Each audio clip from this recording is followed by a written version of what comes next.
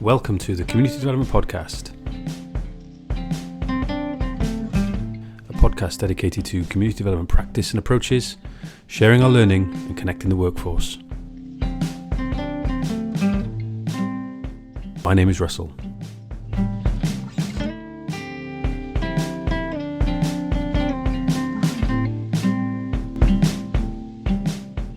Welcome, episode 50 of the Community Development Podcast, and I am in the Grange Pavilion in the Grangetown district of Cardiff. It is teeming with life outside. The weather's been lovely today and there's people of all sorts of ages, so some background noise.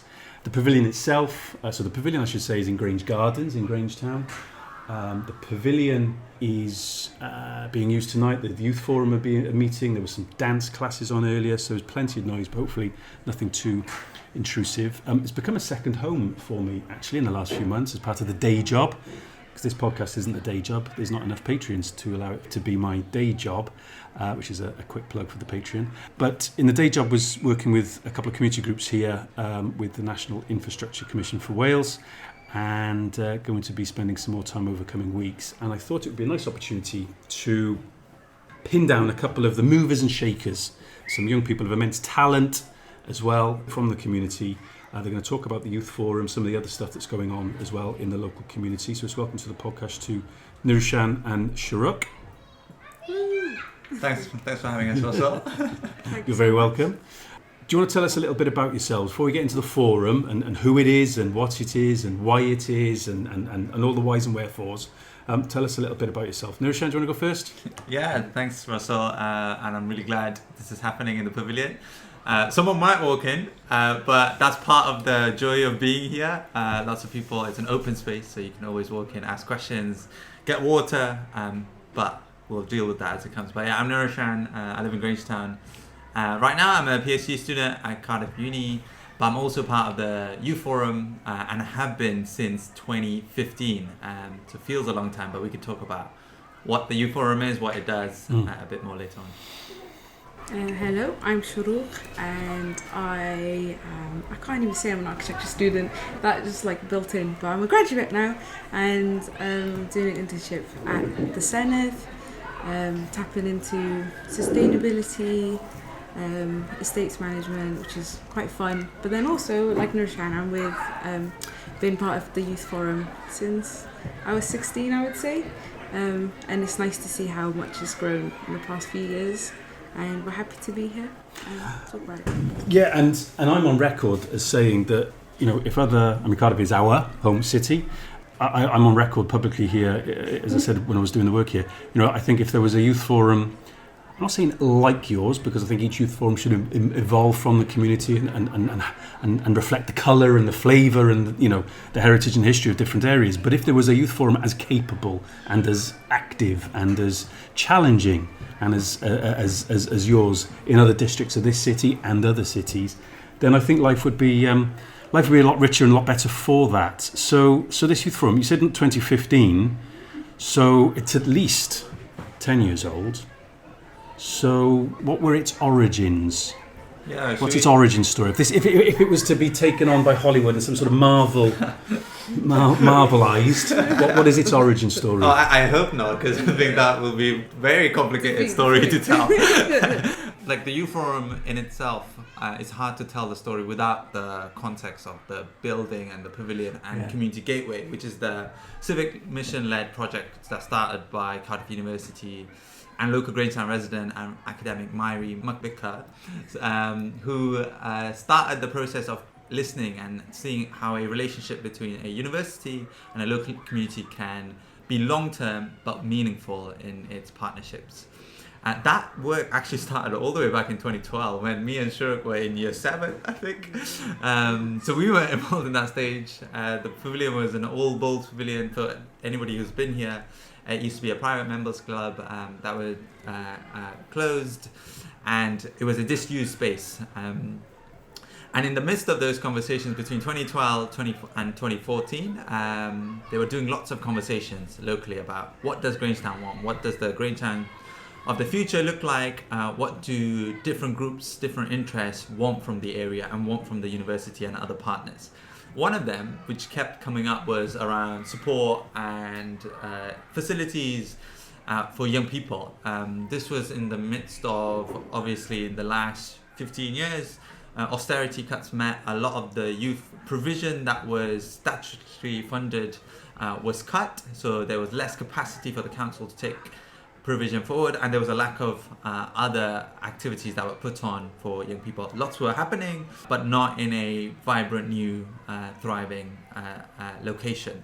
So a conversation was struck up in 2015. So myself, Shoruk, and a couple of others joined, if you like, the first iteration of the Youth Forum. Initially, it was about how you connect up young people to the university and get them to build aspirations and be role models to study and get into a university like Cardiff University. You know, this idea that Pinnacle, Russell Group, how you can support more local young people from Grangetown, Butetown, Riverside into that institution. The Youth Forum was set up as an avenue to build a bridge or a connection between aspiring students and connect them up. But since then, it's grown into this massive, amazing enterprise that does so many other things. And I'll let Shoruk expand and talk about what you found from joining the first time. Yeah, I think that was really well put together. But I'll make it a bit personal and just talk about how when I started coming here, I started getting tutoring. I did get tutoring in the old Leaky Bowls Pavilion. That's where I met Ali Abdi. So he was the Community Gateway Partnerships Manager. And he said, what do you want to be? You're here studying maths. So he was the boots on the ground on a day-to-day basis. Exactly. Because that's how universities engage. We talk about these terms, but the people who need to do it, what does that translate into? Yeah. And Ali is that. Yeah. And there's not many people in, well, certainly this part of Cardiff, but actually large parts of Cardiff, who don't know who Ali is and who gets involved in stuff. And if you come up with an idea, you usually know somebody who's also tried that idea or has an interest in that, and that's it. So that's Ali. That boots on the ground. Yeah, he was definitely the friendly face. You know, you come in here after school. I think they were doing free tutoring. I couldn't afford tutoring at that point, and education was a really big part of growing up. And my father really wanted us to do well. He's like, I travelled across the world for you guys to do well. So yeah, I took every opportunity we could. And as I said, Ali was that friendly face. And then he said, what do you want to get into? And I said, I want to be an architect. And he goes, funny enough, the people that employ me at the uni, he knows Mahima McVicker, and that's how he introduced me to her, got to know some of the students. So I was kind of a student before a student, and I manifested my way through as a 16-year-old. And then, went through the course, did the 5 years, and now I'm out the other end, and I'm just so grateful that this happened. I feel like this place is you've got 1 in a million chances of something like this happening at the right time, the right space. Just people willing to listen to you as a 16-year-old. I'm a massive believer in serendipities, and how powerful serendipities can be. And by definition, there's an element of chance in that.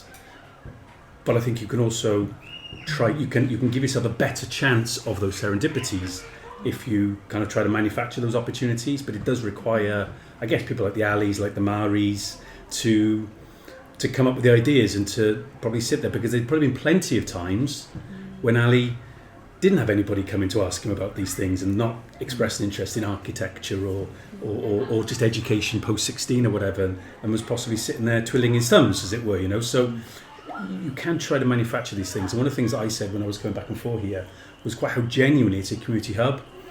Now, I've spent some time today literally in a local authority owned hub in my part of the Cardiff. And it's lovely, and it's very busy, and it's got a terrific footfall.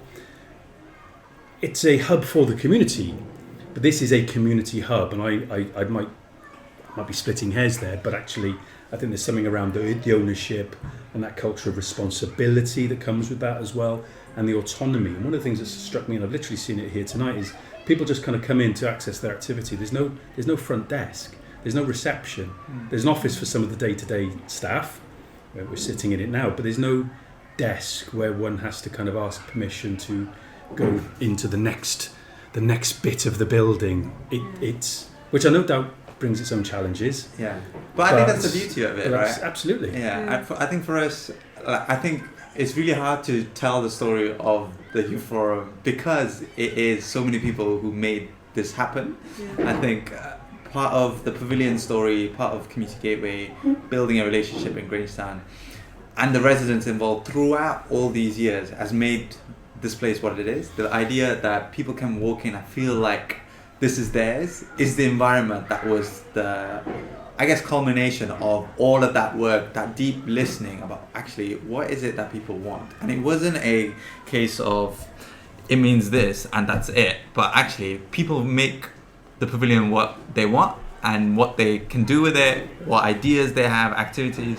We talk a lot about it's a space to fail, because not everything is going to work, and that's okay actually. We want people to try things. And you can walk in, if you want to take part in a karate class, great.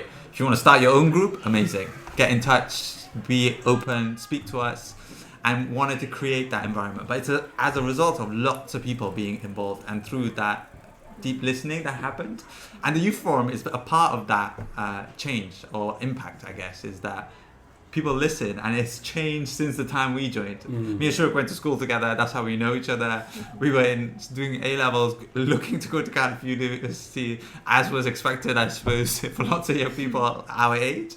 But we also wanted to do more, not just think about actually why go to university, get a job, not that, but actually how do we also think about other people like us, who are the generations below us, what are the opportunities they'll get?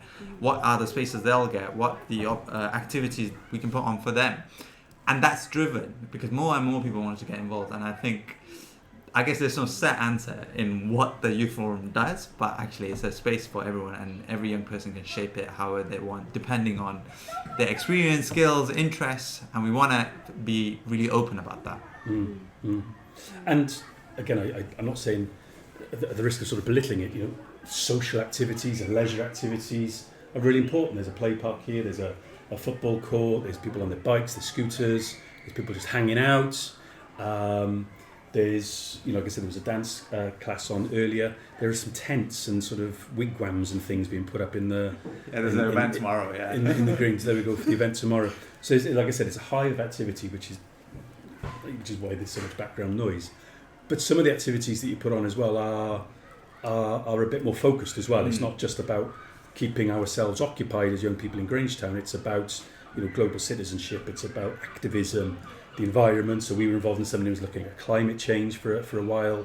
There's been a lot of sort of fundraising for global causes. So I've seen stickers and things to do with Palestine and what's going on in Gaza at the moment. But there's been lots of other things taking place, which I think is important as well. It's about interrogating where we are in the world and what's going on in the world, which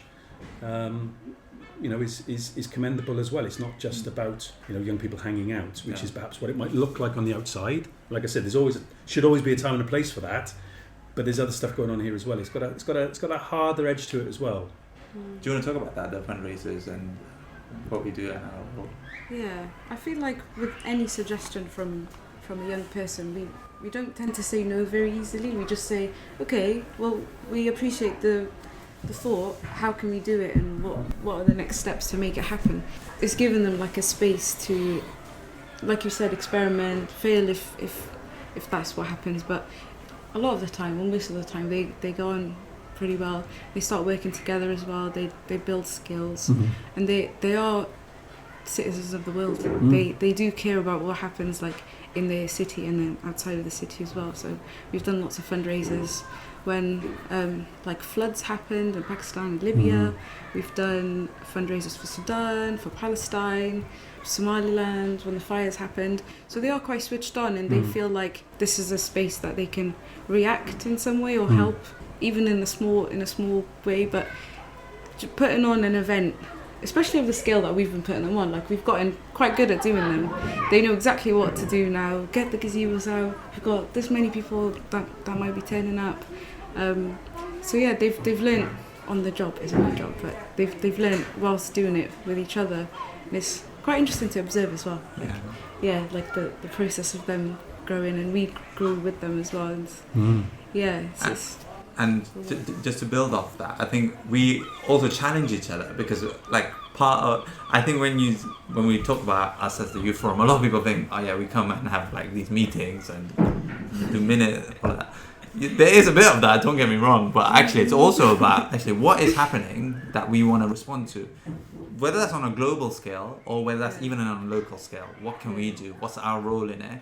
We know we are in a position to do something because we are in an amazing space. We have support and networks that we can reach out to, but also we can take those voices and empower the others and say, look, let's challenge people who can do something about these or try and do something ourselves. So it's not a case of where I guess, like you said, Russell, come and hang out and chill and be joyful. There is a lot of time and we do have a lot of fun with that. But it's also like we talk about lots of real difficult, complex issues and what our role is in addressing that. And we try and build an ethos that we all have a role to play in making our streets, our community, our city a better place, and also making that case in that these kinds of things is what changes and moves the world in a better direction in the world that we want to see. And we try and instill that actually, just because you live on whatever street doesn't mean you have no voice, no role. Actually you do.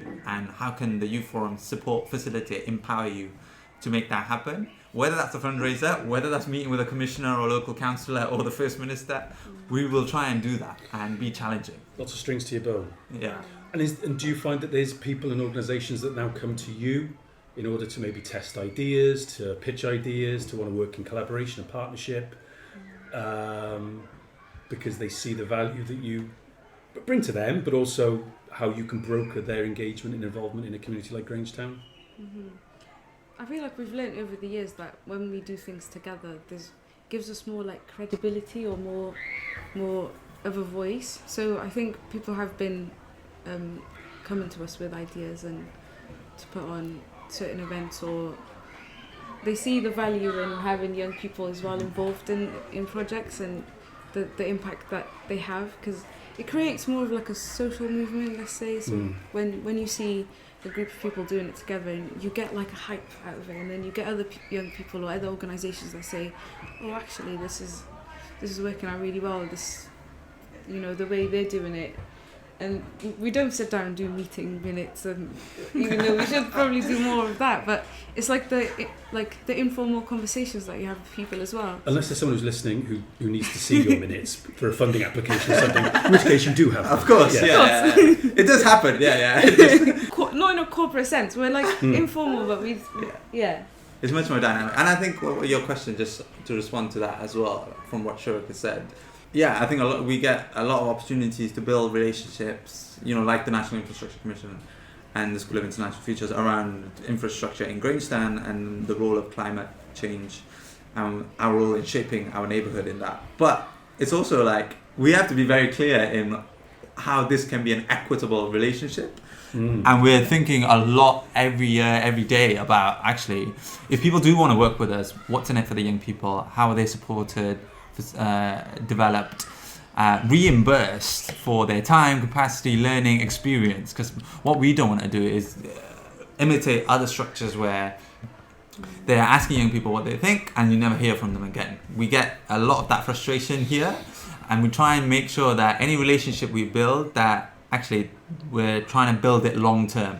One thing about the building and the space is that the lease is here for 99 years. So that's the timescale we want to think, is that if you're going to work with us, we want to think not just that you want to work with us on this specific project, the specific issue, but actually how does that impact not just this generation now, but the future ones, and what our role in making sure that this relationship is as strong as it can be. And I probably should point out, and sort of regular listeners will have probably made the links already to episode 47. It was episode 46 in which I spoke to Dave Wyatt, not episode 47. Episode 47 was with Hannah Kitchen-Kirby and Claire McElvary talking about rights and housing in Scotland. Episode 46 with Dave Wyatt is the companion piece to this episode. When we're speaking to Dave Wyatt, who again is involved very much like Mari McVicar at Cardiff University, and him and I had a chat in his office where they're doing something that's much more focused on heritage and archaeology, not architecture. That's somebody else. in the west of the city. Again, it's part of that kind of framed in that narrative around sort of civic mission and universities working more co-productively with communities, but over the longer term. And one of the things that Dave said on that episode was he was at an event, I think he sort of said, with other academics in London. They sort of said, yeah, but what's your exit strategy? And he went, well, we don't have one. Exactly. We're not anticipating leaving. Yeah. Whereas the university isn't going anywhere anytime soon. Certainly not one that is rooted in its community. I mean, it's been in the news for some other reasons more recently. And I do get a sense that higher education is a really interesting juncture at this point in time in the United Kingdom. But parking for that for one moment, it's interesting what you said about, well, what are we going to get out of it? What's in it for us? How do they want to work? Is it an equitable partnership? There's no exit strategy for this pavilion when it enters into a 99-year lease arrangement, and I think that's a relatively recent thing that was signed off, wasn't it? I was at the Eid event. Again, the event, very, very well run.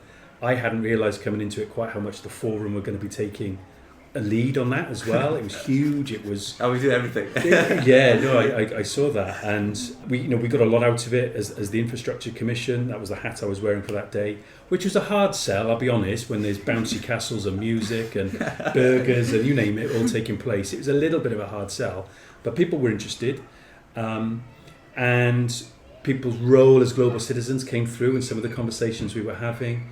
Some of the young people are quite switched on about environmental issues, more than quite. They're really switched on about these things. So that sense of then not being an exit strategy kind of has really resonated with me here, even though, as I said, it was Dave that mentioned it in respect of some of the work they're doing just over the way in the west of Cardiff, in Ealing Caira. Do you find that there are some approaches that, you don't have to name people or organisations, but some approaches that do feel a little bit more sort of tokenistic or a little bit more extractive? And maybe I'll let Shoruk to go first. Yeah. Why do I have to answer that one? It's a hard one. Yes. Yeah. Of course, there are. In the world, there's people who are in it for community benefit, and there's people who are in it for themselves, and that's just the reality of life. And it's the reality of life. But you just have to know how you deal with those individuals and not bring, or those organisations, and not fall into the same trap and start following the cog or following where the next pot of funding is going to come from. Or we do this because we genuinely believe in what we do, and like most of us here do it voluntarily. Like, we don't have to be here, but we do it because we love it. And we like being here, and we see the benefit as well, like coming back to you and your communities and your families, and like everyone benefits from this. So your antenna twitched a little bit earlier maybe they do than when you first got involved in this sort of activity, when you can see the cowboys, as it were. Yeah, I think we're much more switched on. Yeah. I think as you grow with experience, age, and like just being around other people who are doing the same thing. I mean, being around Ali, Myri, the wider board, just understanding how we can do the relationship. I think it does happen, but it's also like sometimes we don't know, because sometimes it seems like we can. Sometimes, like, it's both ways, right? Sometimes you might think, no, this is going to go anywhere, and it turns into this most wonderful relationship where amazing activities, experiences, stories have come out, projects, whatever it is, where a lot of people have gained quite a lot from it, but also able to change things, whether that's on a local scale and feed into stuff nationally. But sometimes things we think are going to work really well don't end up working really well. And I think it's a learning process, and I think we're critical, but we do that in a relationship. I think we're not in a space of saying you're wrong, we don't want to listen to you, don't want to work with you ever again, because that's not the point of us really, because we're learning in this as much as they are, and we want to work and try and do this better every time we build a relationship. And I guess that's the point around making sure we're thinking longer term. Like, this is not just for one activity, one workshop, one event, one project, but actually what does this relationship look like from the learnings that we gather, and how can we stay in touch and make sure that this is something that exists regardless whether we're around or not, and try and build that ethos within us around that learning. I've got a couple more questions, and let carry on with the rest of the Friday evening, because it's your regular sort of routine youth forum evening here at the pavilion, and maybe get one or two of the other voices, and I can see people congregating just outside the office here. Sorry, before you go to the next, we actually did do a project with Dave Wyatt in Cardiff Heritage. So it was, Yeah, we love Dave, by the way. Shout out to so Dave. by the way, Dave, if you're listening, we love you.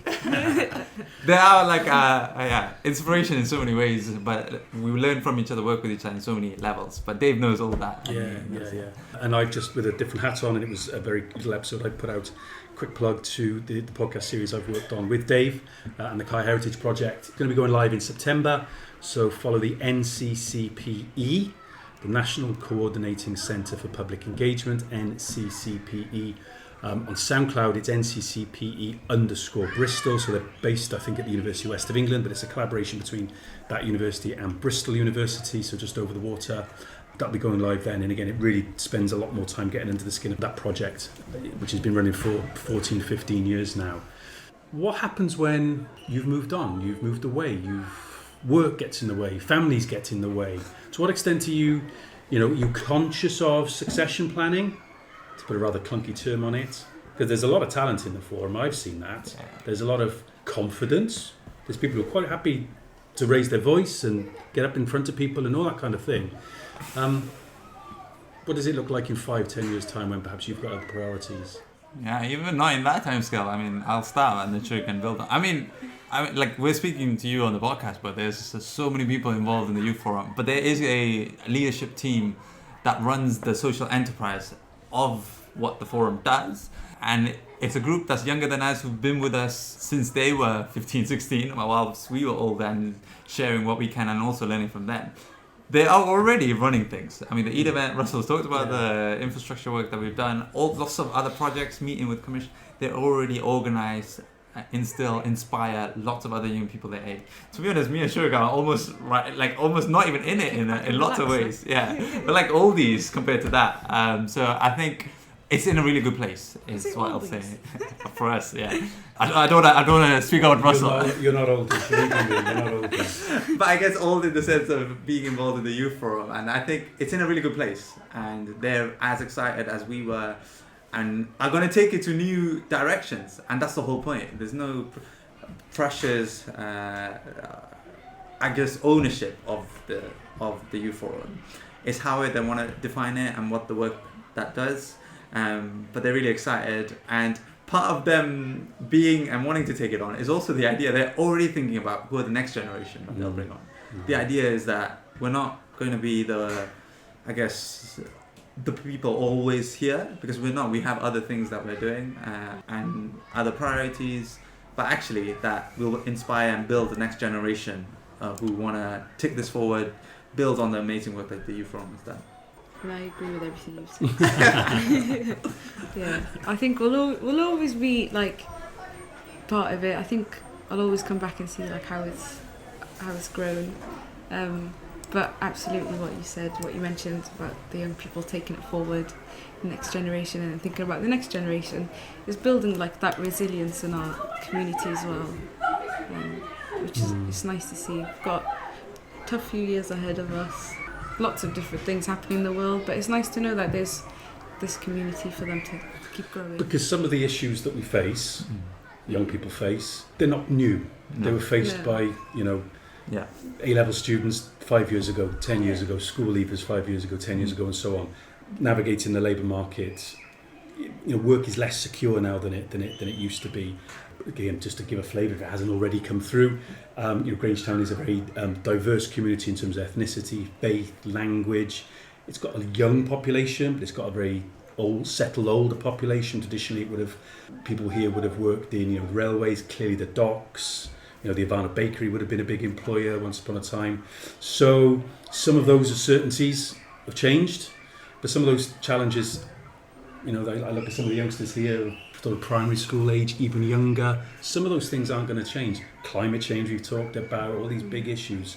So it was like doom and gloom, but I suppose it's incubating those awarenesses and those ideas and those skills to then maybe challenge some of those and to make some inroads into them, because those things don't go away or get tackled in overnight. Yeah, and also not be afraid to say things about that. Have a voice on it, and I think that's what we try and do. I think those things have always existed and in different forms, and we know the challenges, and we always just try and think about what our role is. And sometimes it's actually be challenging, say what we think, how we want to create a better place for our families, our communities, and sometimes it's like, what can we do within our power to achieve that and work with others?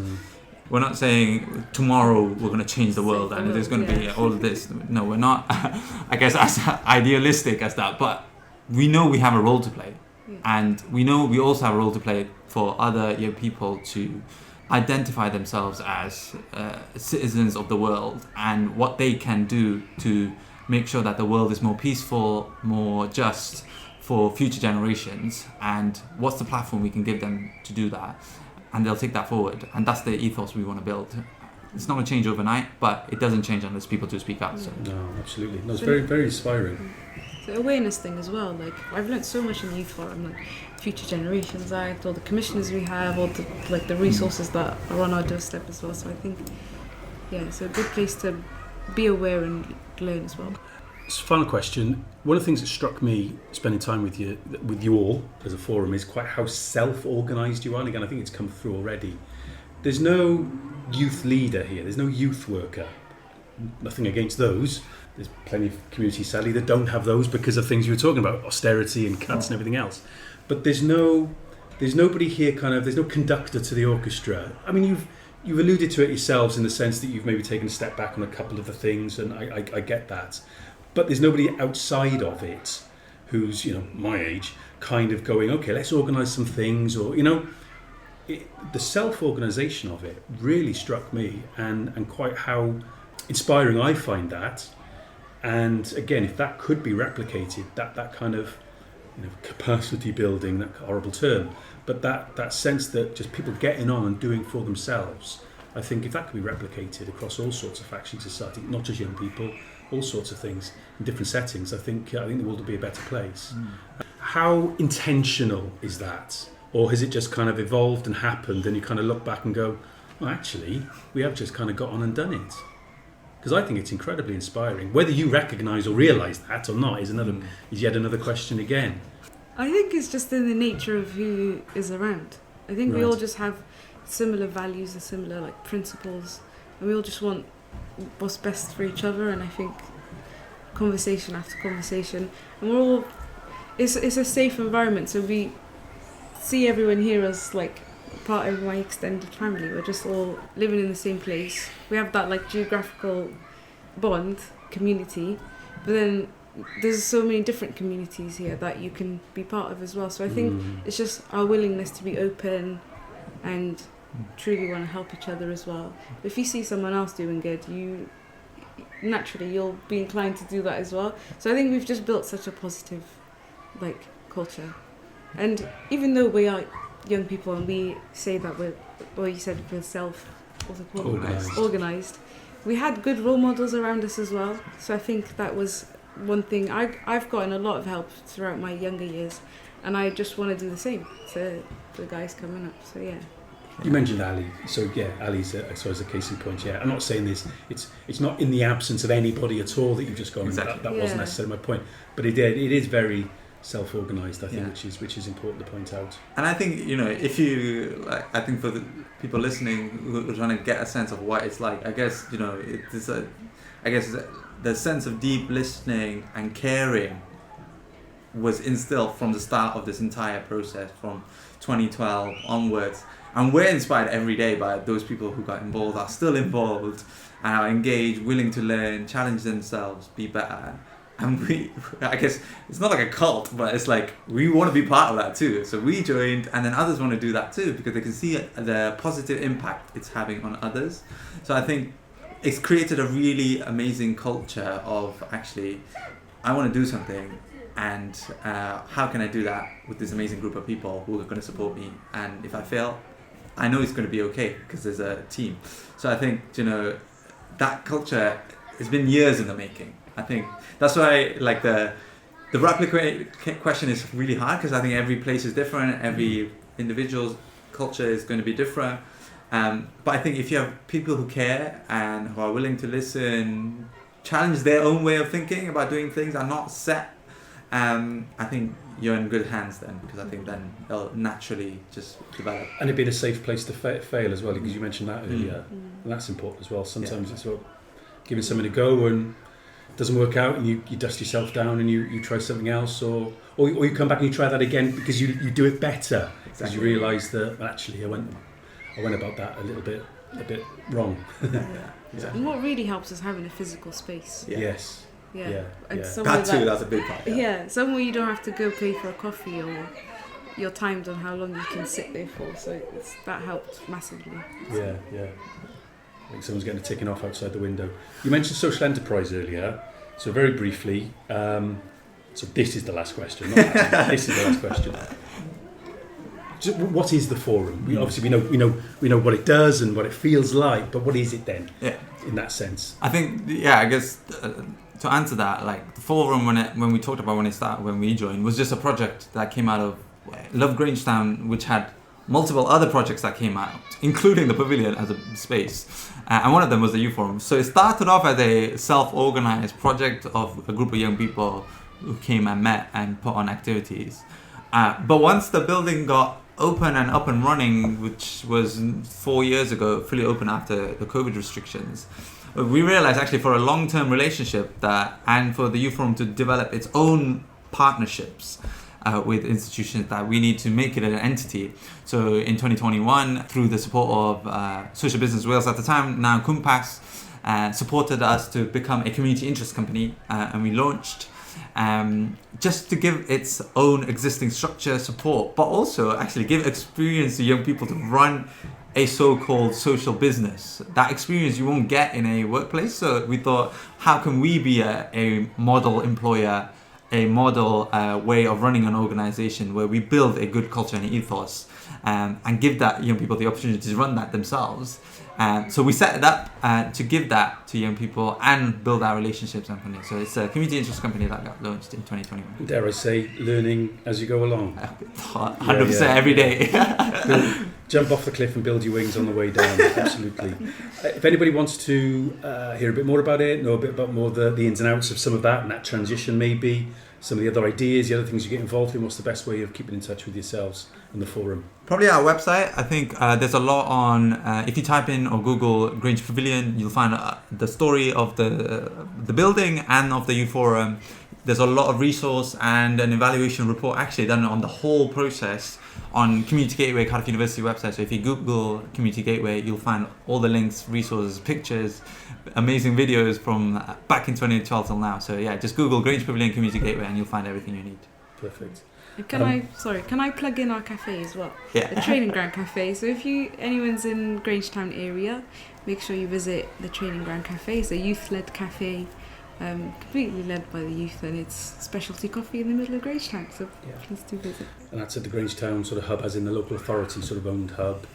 Was the library as well, and that, and that's just off Penarth Road, isn't it? Yeah. Well worthwhile the plug. Right, let's crack on. There's some other things that we're going to be doing. There's some people outside. It would be good if we get one or two of the voices. We can't force people, but to give a flavour of what they get out of it. Some of the even younger ones, the ones who will be in your seats a little bit further on. Inspiring, humbling. It's just very, very wonderful. And genuinely, I think if more places could have a youth forum like yours, with the passion and the commitment and the ideas and the fearlessness, then I think their community would be a better place. So all power to you and best of luck with the future. Diolch, Russell. Thank you very much, Russell. So, joined by one of the members, Eleeza. I know you've got other things to do in the pavilion tonight as well, so I'm very grateful for your time. Just a couple of minutes. How long have you been involved in the Youth Forum? So I've been involved with the Youth Forum in and around for 4 years, and then in the last year and a half, become a director. I started off just obviously as a normal regular member, coming, Wednesday, Fridays, after school, that sort of thing, taking part in different things, different activities. A lot of just bonding with other people in your community. I think especially, obviously I joined post-COVID, I think especially post-COVID young people are struggling a lot with getting out there and socialising back in community spaces, etc. There's a lot of worry about that sort of thing. So it was really nice for me to be able to have a space to do that. And then now becoming a director, being able to give back and provide more young people with that space, and ensure that they have those opportunities. We do a lot of fundraising as well, so different events that come up, we celebrate different cultural events. Really nice, it's a nice community of young people. But it challenges a few preconceptions about young people as well. 100%, yeah, you know, all these like, especially preconceptions about young people from particular areas in Cardiff, you know, Grangetown, kids from Butetown, Riverside as well come. You know, they've got their preconceptions about what the kids around here are like, and, you know, stereotypes about, you know, young ethnic minority boys and things like that. I think it's really good that, you know, we have members from those demographics come along, and people can see that, hang on a sec, it's not actually the reality. No, absolutely. Any specific plans that you have, or maybe any particular cohort that you're part of? Because I think that's one of the things that's come through in the conversation with Nirushan and Shoruk, is that, you know, the forum doesn't do anything en masse. Some people get involved in this, and others do take a lead on something else. But a flavour of what's coming up with yourself and others? So I think a niche that I've sort of have taken on within the forum, like you just mentioned, people lead on different things, is like the sports side of it. So as part of Youth Forum, which I think is probably my favourite project that we run, we partnered with the FAW on their fun football programme, and we get our Youth Forum members to coach that, and then we get younger kids to obviously come along to the sessions. And I think it's really nice that the younger kids also have something, although Youth Forum is not directed to them, they sort of are starting to get involved, and then when they become of age they can start volunteering and becoming a part of it. So I think just carrying on good projects like that, you know, keeping young people off the streets, and yeah, anything sports related. I think I'm a big believer that sport is a deterrent for a lot of these sort of, what's the phrase, antisocial behaviour.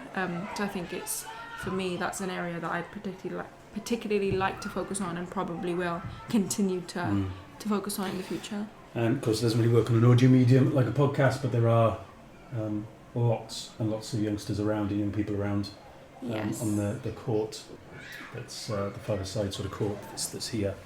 Was that? I think I'm right in saying that was like a legacy of the Champions League coming to Cardiff in 2012, something like that. 2017.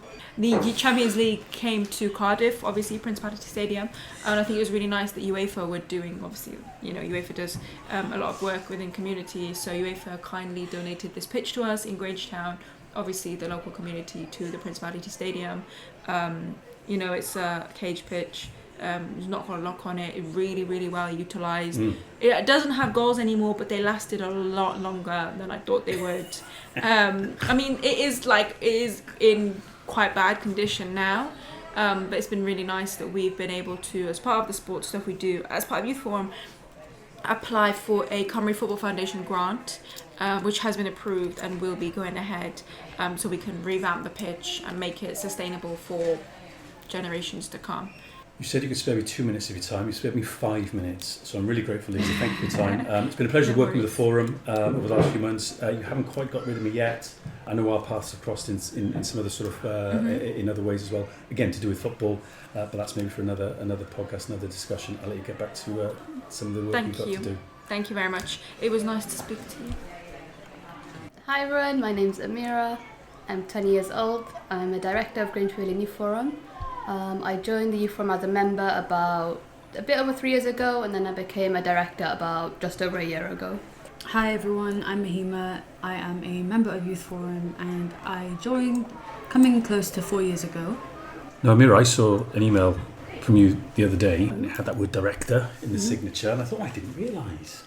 So tell me a little bit more. Why would you want to take on more responsibility? So like I said, I joined the Youth Forum I think a bit over a year ago.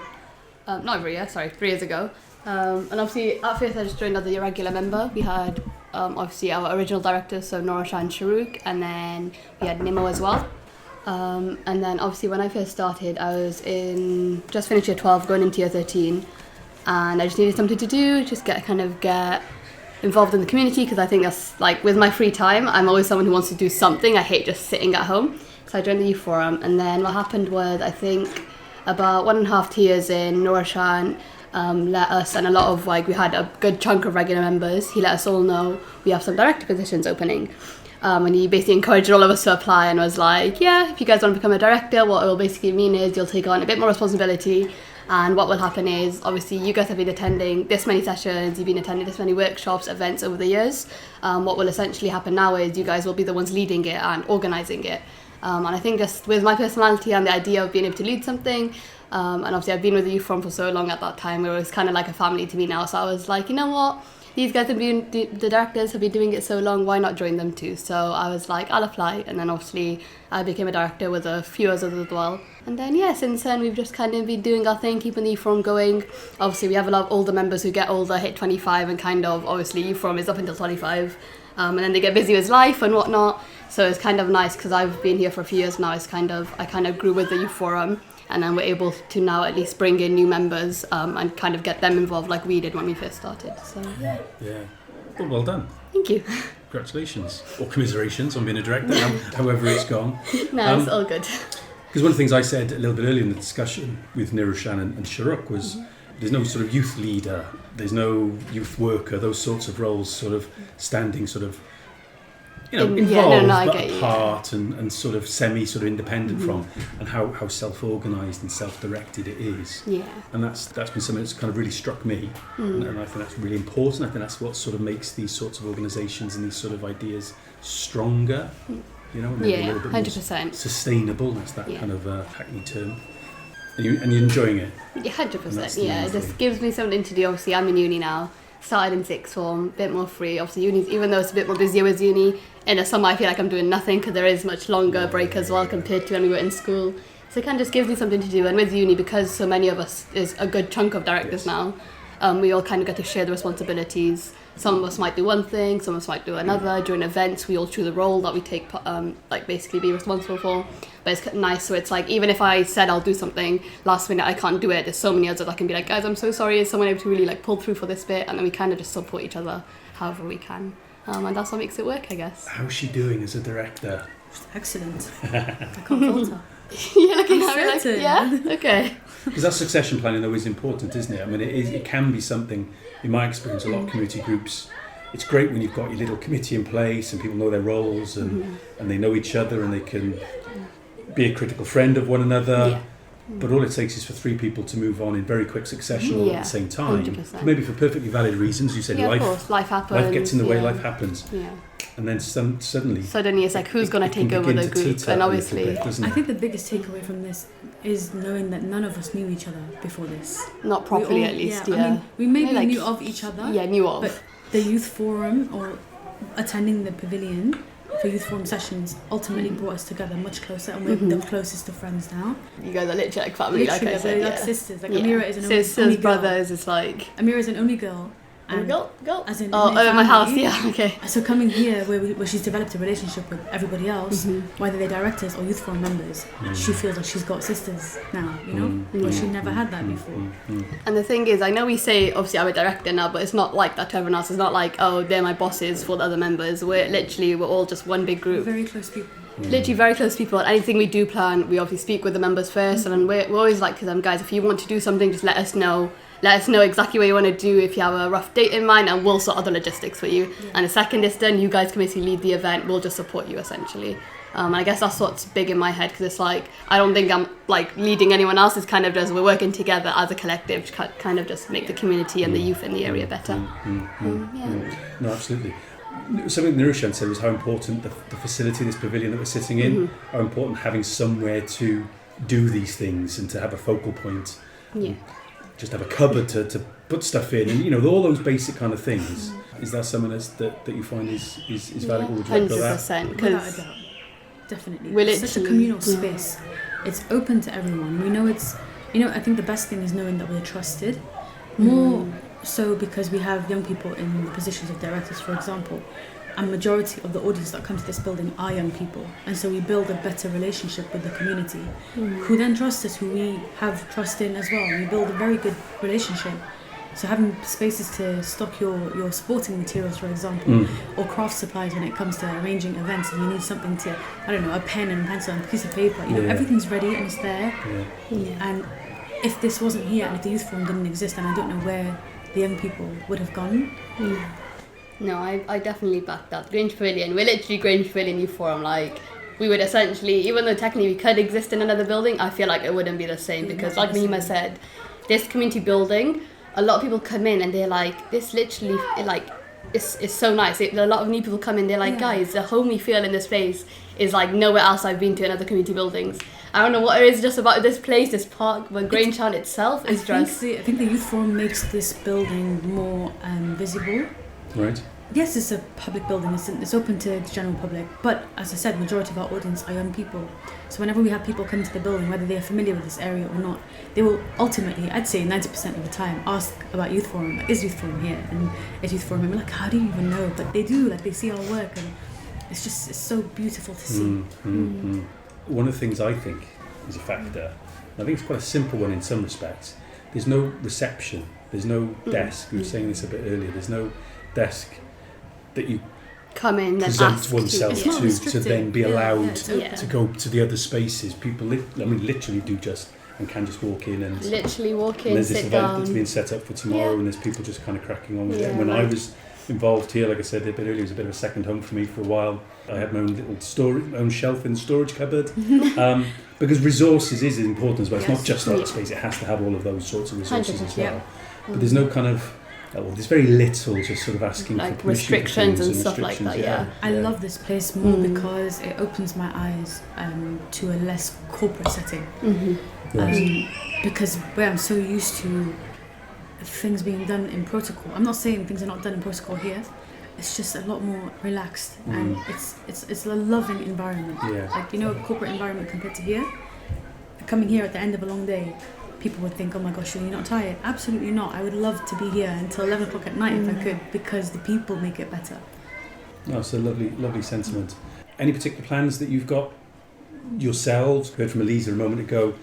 It's not like everybody does everything. People, there's lots of different projects going on and ideas, and so people get involved in some stuff more than others and that kind of thing. But anything you particularly are involved in that's coming up that you want to kind of give a shout out to? We might potentially be doing obviously we do our big Eid events during the summer, so So this year, I think whatever events we had planned and completed have already been done, and now that we're in the summer period, we have an idea of hosting another community-led event by Youth Forum, because it's the summer, everyone is at home, they're not in school. We know that the audience would be there, and it's something that they would really appreciate.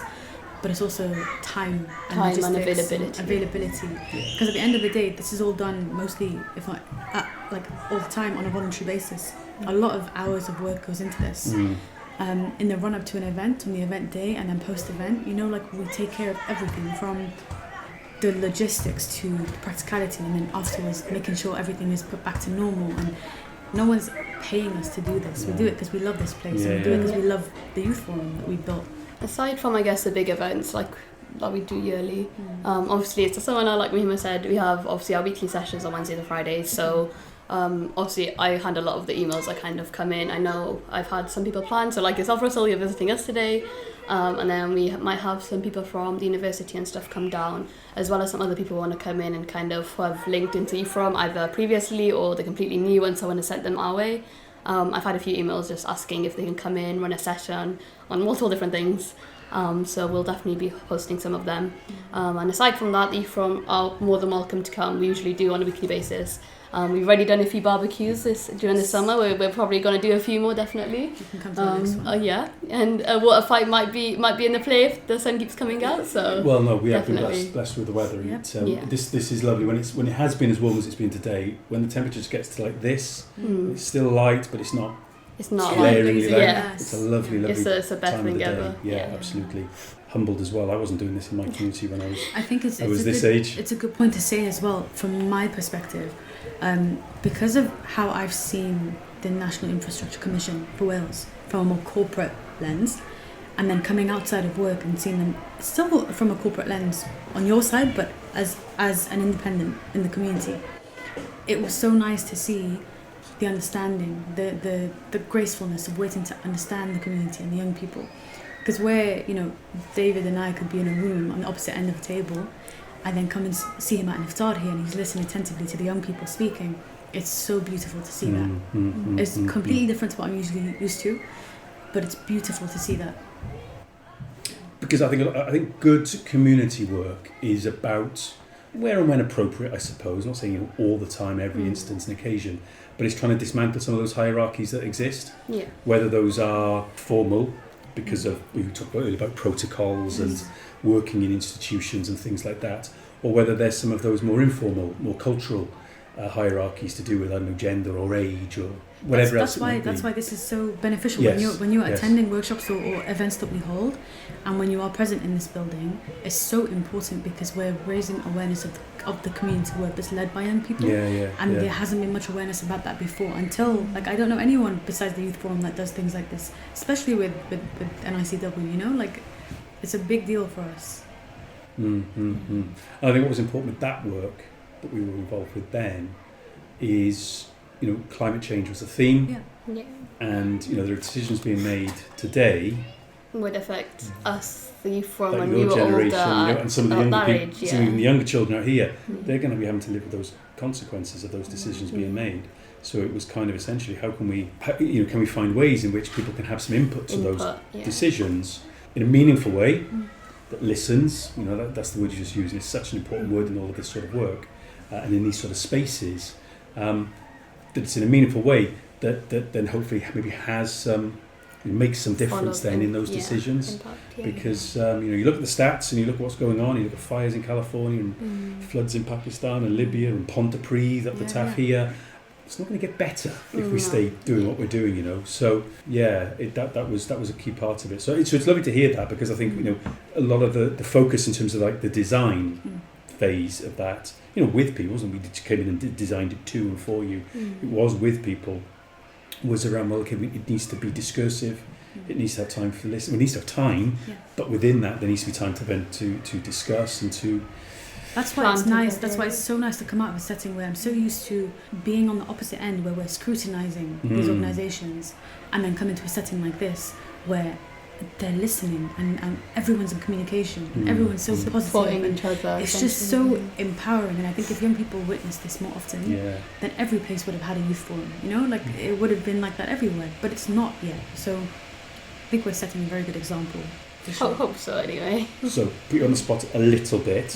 If there's a young person listening to this now thinking, well, listen, you know, me and a couple of my mates and friends, we talk about similar things. We wish things were a bit better. We wish there was more going on. We wish we could be doing more things. What would you say to them?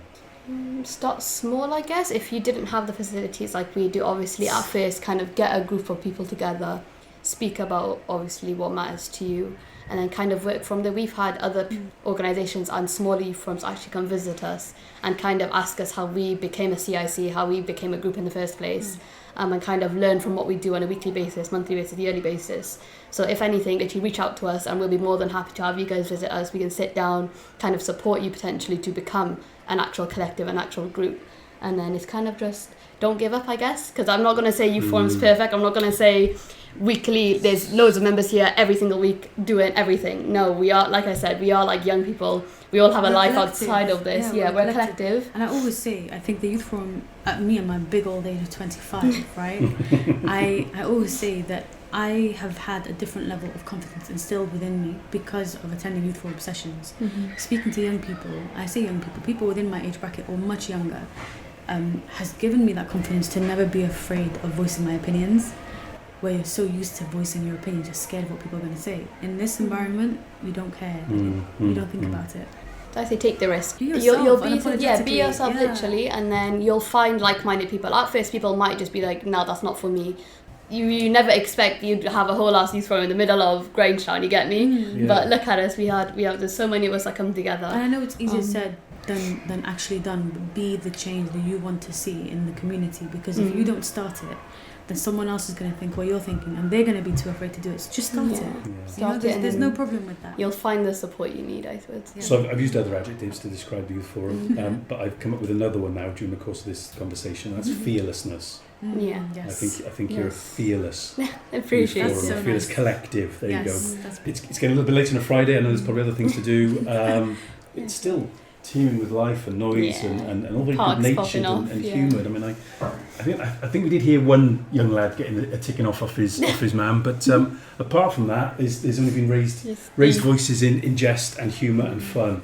Long live that, because fun helps, doesn't it, as well? 100%. Definitely. Yeah. We enjoy it so much, and I guess that's one of the biggest aspects of Youth Forum. We're always You laughing. come, you do so much together, and then, like you said, you become a family, you laugh together, you cry together, you do everything If together. you were here 3.5-4 hours ago and you saw me, you'd see how glum I looked, right? Right. The second the rest of the Youth Forum members came, the directors have arrived, I have a burst of energy. Like it just naturally came to Yeah. me, you know? Yeah. It's lovely to hear, lovely to keep doing what you're doing, and maybe we can revisit for a future episode and see where 100%. things have gone. Thank you for 100%. speaking to us, Russell. Yeah. Thank you. Thank you for listening to the Community Development Podcast.